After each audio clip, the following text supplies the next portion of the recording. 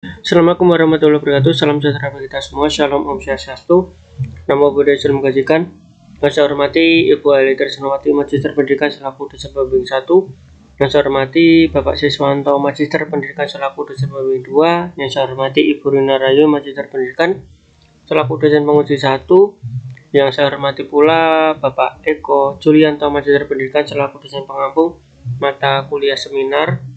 Terima kasih atas kesempatan yang telah diberikan. Kali ini saya akan mempresentasikan proposal penelitian yang saya ajukan berjudul Pengembangan LKPD berbasis STEM, Sains, Teknologi, Engineering, and Mathematics, tema tekanan di sekitarku untuk meningkatkan keterampilan berpikir kritis siswa SMP. Ada beberapa hal yang melatar belakangi saya untuk mengambil penelitian ini. Yang pertama yaitu berpikir kritis dalam pembelajaran.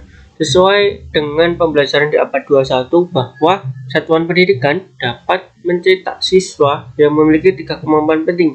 Salah satu yaitu keterampilan berpikir kritis. Seberapa penting sih keterampilan berpikir kritis? Nah, sesuai dengan perkembangan iptek yang ada bahwa perkembangan iptek ini akan menjadi tantangan baru sehingga akan memerlukan keterampilan berpikir kritis siswa dalam menyelesaikannya. Sesuai dengan Febrianti et al. Tahun 2021. Kondisi berpikir kritis siswa itu seperti apa? Menurut tim tahun 2015 bahwa Indonesia berada di peringkat 44 dari 49 negara yang berpartisipasi. Kemudian kondisi lapangan seperti apa? Berdasarkan wawancara dan observasi keterampilan berpikir kritis siswa di SMP Negeri 1 Medan masih tergolong rendah. Hal tersebut didukung ketika saya melakukan observasi bahwa saya melakukan analisis soal PTS yang ada di SMP Negeri 1 Medan, dan dari analisis tersebut masih banyak sekali siswa-siswa yang ada terutama di kelas 8 masih tergolong rendah karena belum mencapai tuntas KKM. Kemudian ada suatu pendekatan yaitu pendekatan STEM yang dapat digunakan untuk mendukung keterampilan berpikir kritis. Selain itu, berdasarkan penelitian oleh Praxis di tahun 2020 bahwa keterampilan berpikir kritis dapat dikembangkan dengan pendekatan STEM, dan pendekatan STEM ini tidak hanya menghafalkan konsep saja, melainkan juga memahami dan mengaplikasikan ke dalam kehidupan sehari-hari. Kemudian solusinya seperti apa? Solusinya yaitu pengembangan LKPD berbasis STEM, tema tekanan di sekitarku untuk meningkatkan keterampilan berpikir kritis siswa. Identifikasi masalah. Di sini ada 2 masalah. Yang pertama yaitu kemampuan berpikir kritis siswa tergolong masih rendah. Kemudian penggunaan bahan ajar yang belum stimulus keterampilan berpikir kritis. Kemudian batasan masalah yaitu pengembangan yang dilakukan berupa LKPD berbasis STEM untuk meningkatkan keterampilan berpikir kritis siswa. Kemudian pengembangan LKPD ini memuat tema tekanan di sekitarku. Untuk rumusan masalah, di sini ada 3 rumusan masalah. Yang pertama yaitu bagaimana validitas dari LKPD berbasis STEM, tema tekanan di sekitarku untuk meningkatkan keterampilan berpikir kritis siswa SMP. Kemudian bagaimana kepraktisan, dan yang ketiga itu bagaimana efektivitas dari LKPD berbasis STEM, tema tekanan di sekitarku untuk meningkatkan keterampilan berpikir kritis siswa.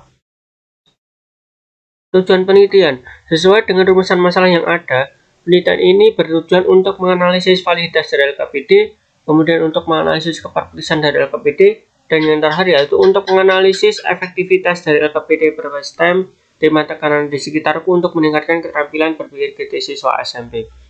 Kemudian manfaat penelitian terbagi menjadi 2 yaitu manfaat teoritis untuk meningkatkan kualitas dalam pembelajaran IPA, kemudian manfaat praktis yaitu bagi siswa. LKPD ini dapat mengarahkan aktivitas siswa dalam meningkatkan keterampilan berpikir kritis. Kemudian bagi peneliti berguna menambah pengalaman baru serta ilmu pengetahuan tentang pengembangan LKPD berbasis STEM. Kemudian bagi guru memberikan inovasi untuk mengembangkan media pembelajaran, dan yang terakhir yaitu bagi sekolah dapat digunakan untuk mengatasi keterbatasan ruang, kemudian waktu dan perbedaan kemampuan siswa dalam menerima informasi, terkhusus dalam meningkatkan keterampilan berpikir kritis.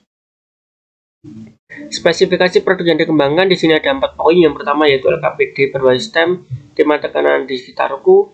Kemudian LKPD ini telah terintegrasi soal-soal keterampilan berpikir kritis. LKPD ini berbentuk cetak menggunakan kertas A4 yaitu susun atas halaman sampul sampai soal evaluasi.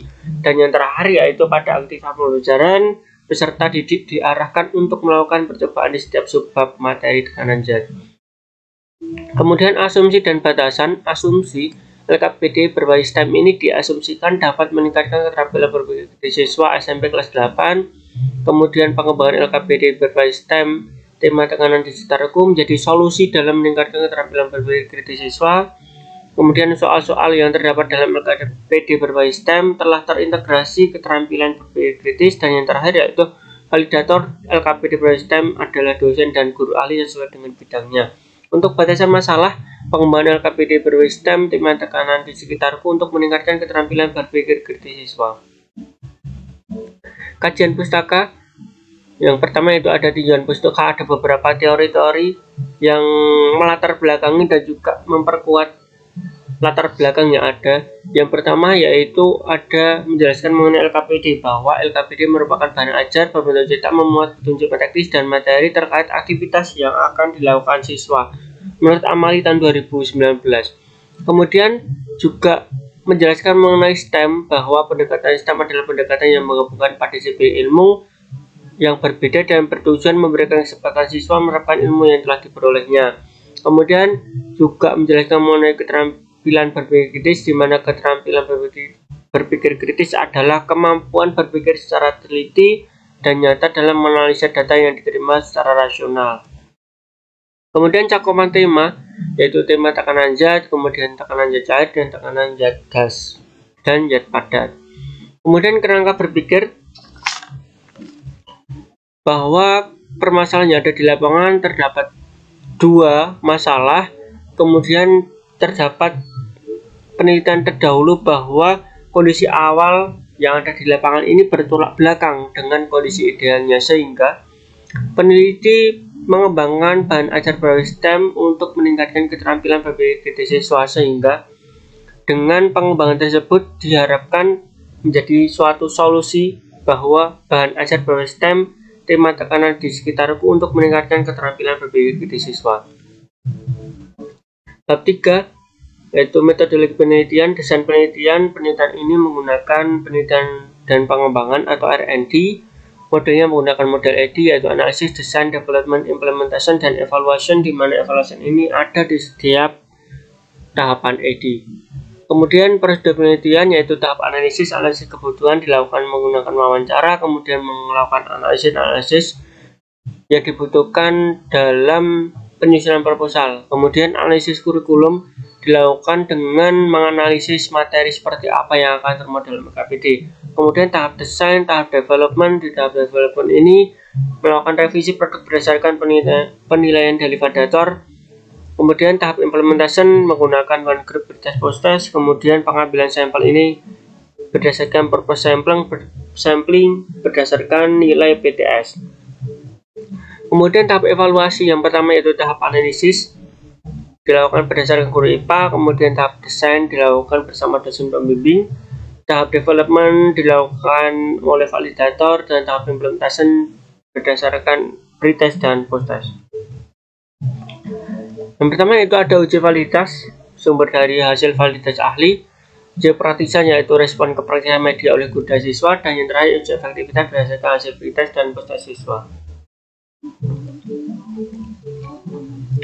Teknik dan instrumen pengumpulan data yaitu analisis kebutuhan, instrumennya itu lembar wawancara, tekniknya wawancara, sumber data guru, validasi LKPD, instrumen lembar validasi, teknik kuesioner, sumber data validator atau ahli dan siswa, kepraktisan LKPD, instrumen angkat, kuesioner, sumber data guru dan siswa, tujuan yaitu efektivitas LKPD, instrumen tes pilihan ganda, uji validasi yaitu validator, uji reliabilitas yaitu siswa.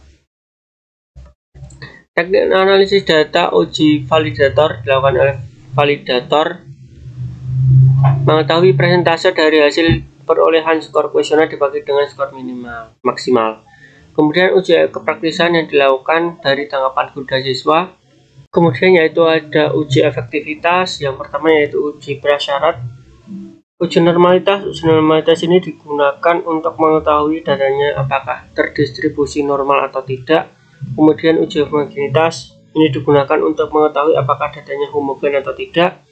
Kemudian uji T untuk melihat ada tidaknya perbedaan antara hasil pretest dan post-test.